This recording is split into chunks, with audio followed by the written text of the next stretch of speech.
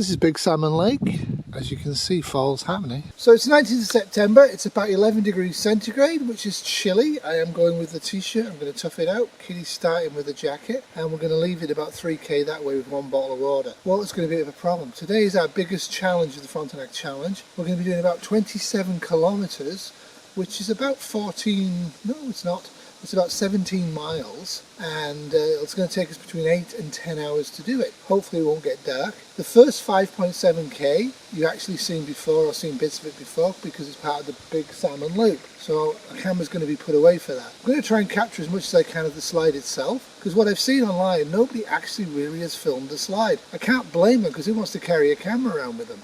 We're at campsite 4, and Kitty's using the washroom, and I just did. That's the last washroom for miles. When we kayaked yesterday, we did about 7 kilometres on the water. We did the entirety of Big Salmon Lake on both sides. Campsite 4, if you want to go through a shared campsite, actually is pretty decent. Campsite D is the one I would pick. Campsite 15 we're not going to get to today, and it's pretty nice. It's one of the individual campsites they've just started to add. We have come 4.5 kilometres. How long? An hour 11 and we've gone 4.5 kilometres. This is Mink Lake. It is not the lookout over Mink Lake, that's probably down there. We're stopping here because we saw a big heron, so that means we have to have one of 3 wraps. Kitty has made 3 wraps each for our journey. This is breakfast. So I scrambled to get here. This is the Mink Lake lookout. What can you see, Kitty? Nothing but the cats. But the cat. Soon the trees will all be turning. Leaves will go for another year. Hopefully this drought's going to get resolved. Don't forget the talus field here. That's right. Alright, we have to go onwards. I don't even think we're on the difficult part of the slide. Easier way that way. I'll go that way then. I am not a gazelle. Strange enough, I'm not actually a mountain goat. Oh, now you got to go down there. Look at the water over there, it's pretty though. Pretty water. Definitely do the slide when it's been dry. I really wouldn't want to do this wet, and I certainly wouldn't want to go up it either. Absolutely phenomenal. This is a big wetland. We're going to follow it. How do you rate it, Kitty? Great. Do another loop. First following along was heading towards a split, and we should be there in about maybe an hour or so, maybe less, so we have to get going. So it's not quite 10 AM on a Friday. We've heard and seen nobody since we passed campsite 4. Kitty is videoing me.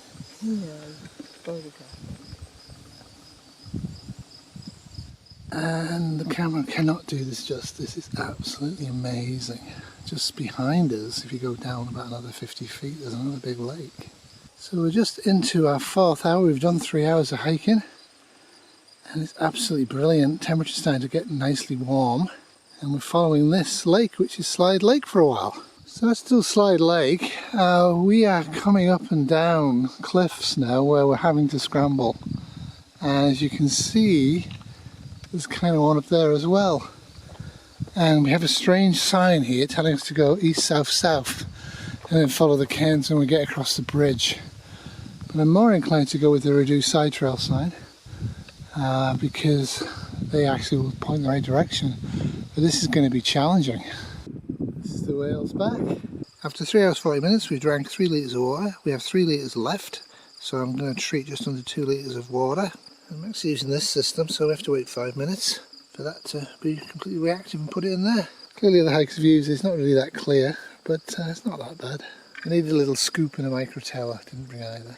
A lot of this has been like this, scrambling a lot. At the risk of slowing us down,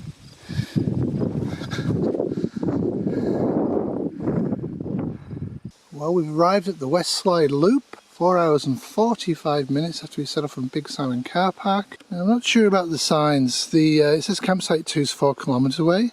Don't think it is. I think it's 5 kilometres away, and it says that we did 3.5 kilometres from the last side, and the map said 3.2. Definitely felt like maybe 5 to 10 kilometres. It was very hilly and scrambly in places, but absolutely phenomenally beautiful.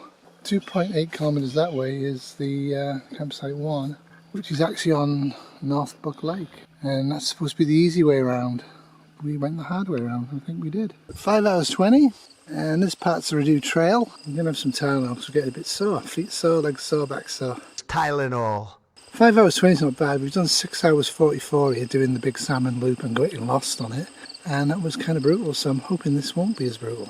All of the trails are magnificent, but Slide's got that absolute rugged, rocky Canadian feel. Absolutely magnificent. This is about 2.5 kilometres from campsite 2. And look at that. Just amazing. Kitty on Flagpole Hill. Oh, Canada, we stand on guard for thee. We've been walking for 7 hours and 25 minutes with occasional rest breaks, and I'm now having more rest breaks because I'm kind of feeling a bit tired. It's absolutely blindingly blue sky, and when we're out on the trail we've got a frost warning for tonight, so we better get our fingers out. It's about 3:25 in the afternoon. We've got probably, I don't know, a ways to go, probably 2.5 to 3 hours. And yeah, this has been incredibly beautiful. But I have a feeling it's going to be a death march from this point. I wasn't going to video any of this. This is kind of the West Sea Loop. I think they call it the South Loop. I don't know why. Anyway, we were here the other day because since then, fall is arriving. And we're having about a 10-minute break for some water and the last of the wraps because we've been walking for over 8 hours. Kitty's just retrieving a plastic bag with her jacket in it from this morning and a bottle of water, which is a long time ago. So it's about 8:54. 8:32.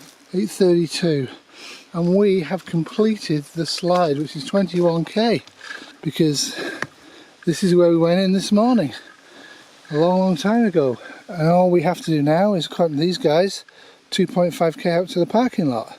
It's arguable. It's actually probably more likely 3k.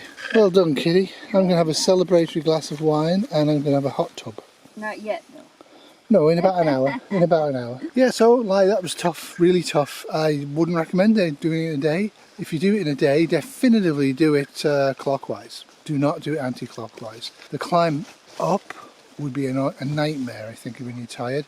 This part of Seed is not that bad to come back on when you're tired on. And I would definitely consider camping and doing it in either one go from going to Camp 4 and then maybe just doing the 21k, just doing the loop.